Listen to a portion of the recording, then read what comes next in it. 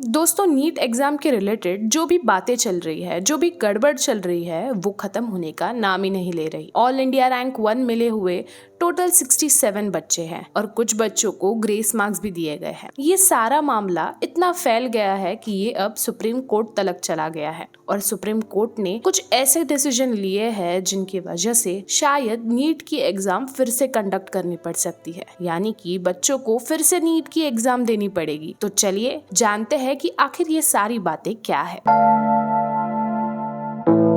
NEET का मतलब है नेशनल एलिजिबिलिटी एंट्रेंस टेस्ट। ये जो एग्जाम है वो NTA यानी कि नेशनल टेस्टिंग एजेंसी के द्वारा देश भर में सरकारी और प्राइवेट एकेडमीज में मेडिकल एंट्रेंस एग्जाम के तौर पर यानी कि MBBS, BDS और अन्य संबंधित कोर्स के लिए एंट्रेंस एग्जाम के तौर पर नीट ये एग्जाम ली जाती है। 2024 की नीट की एग्जाम 5 मई को हुई थी और 4 जून को उसका रिजल्ट निकला। पर इस रिजल्ट पे काफी लोगों ने सवाल उठाए क्योंकि कुल 67 बच्चों को ऑल इंडिया रैंक 1 मिला और जिन बच्चों का टाइम लॉस हुआ उनको ग्रेस मार्क्स भी दिए गए। इसकी वजह से नीट का पेपर कहीं लीक हुआ है क्या, ऐसी बातें सामने आ रही थी और इसी का खुलासा करने के लिए सुप्रीम कोर्ट में इन सब के खिलाफ एक याचिका दाखिल की गई। जिन्होंने ये याचिका दाखिल की उनका ये कहना है कि नीट का पेपर ऑलरेडी बहुत जगह लीक हुआ है। इसकी वजह से ये जो स्टूडेंट्स हैं जिन्होंने जेन्युइनली एग्जाम की पढ़ाई करके एग्जाम दी है उनके साथ काफी नाइंसाफी हुई है। आर्टिकल 14 राइट टू इक्वालिटी के मुताबिक पेपर लीक से जिनको जिनको फायदा हुआ है और उनकी वजह से ही जो स्टूडेंट ने एग्जाम फेयरली दी है उनका बहुत बड़ा नुकसान हुआ है। आर्टिकल 14 के सहारे ही उन्होंने सुप्रीम कोर्ट में ये याचिका दाखिल की है। टोटल 24 लाख बच्चों में से 11 लाख बच्चे नीट एग्जाम के लिए क्वालिफाई हुए थे, जिनमें से 67 बच्चों को ऑल इंडिया रैंक 1 आया। ये आज तक का सबसे बड़ा रिजल्ट का रिकॉर्ड है। इसलिए तो लोग हैरान है कि नीट जैसी कठिन मेडिकल एग्जाम में एकदम कैसे 67 बच्चे रैंक 1 ला सकते हैं।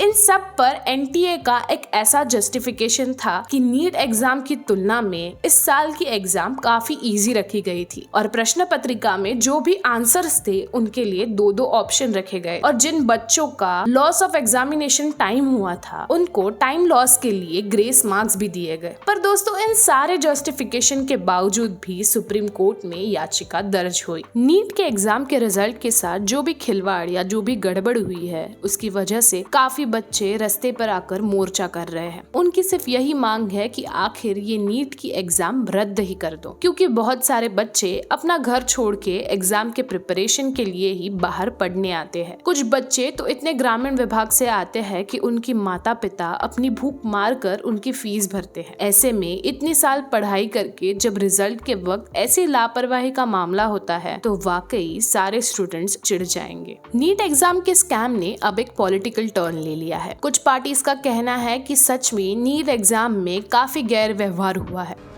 मगर किसी न किसी कारण जो हिंदुस्तान में पेपर लीक हो रहे हैं उसको नरेंद्र मोदी रोक नहीं पा रहे हैं या रोकना नहीं चाहते। पर इन सब पर शिक्षण मंत्री धर्मेंद्र प्रधान जी का कहना है कि ऐसा कोई गैर व्यवहार, ऐसी कोई गड़बड़ कुछ नहीं हुआ है और पेपर लीक का कोई ठोस सबूत भी नहीं मिला है। NCERT ने जो सिलेबस में रैशनलाइजेशन किया था उसके वजह से ही स्टूडेंट्स को आउट ऑफ मार्क्स मिले हैं, इसलिए री एग्जाम भी नहीं होगी ऐसा कहा। पर उसके 2 दिन बाद ही जब पेपर लीक की काफी घटनाएं सामने आई और उसके संबंधी कई लोगों को पकड़ा गया, तब ऐसा खुलासा हुआ कि पेपर लीक करने के लिए 40-40 लाख रुपए लिए गए और पेपर के पहले ही दिन यानी कि 4 मई को स्टूडेंट्स को नीट एग्जाम की प्रश्न पत्रिका दी गई। इन सारी बात की गवाही पटना पुलिस को एक आरोपी ने दी। उन्होंने अपने गवाही में साफ साफ उन 4 बच्चों का जिक्र किया है जिनसे उन्होंने 40 लाख रुपए लिए और बदले में 4 मई को नीट की प्रश्न पत्रिका दी।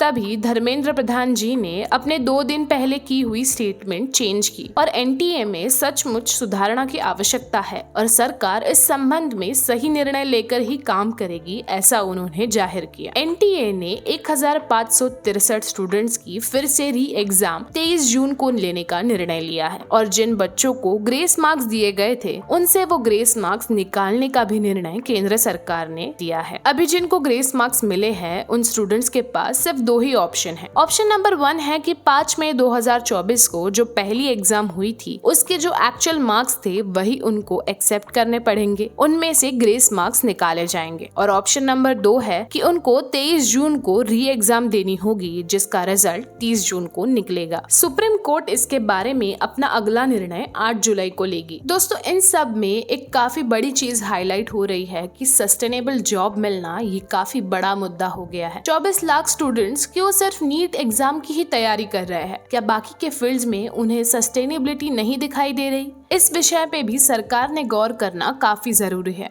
वरना आने वाले समय में सिर्फ एक ही फील्ड में सारी भीड़ बढ़ती रहेगी। बस दोस्तों इन सब से हम एक ही चीज चाहेंगे कि किसी भी बच्चे का नुकसान ना हो और एक फेयर डिसीजन सुप्रीम कोर्ट ले।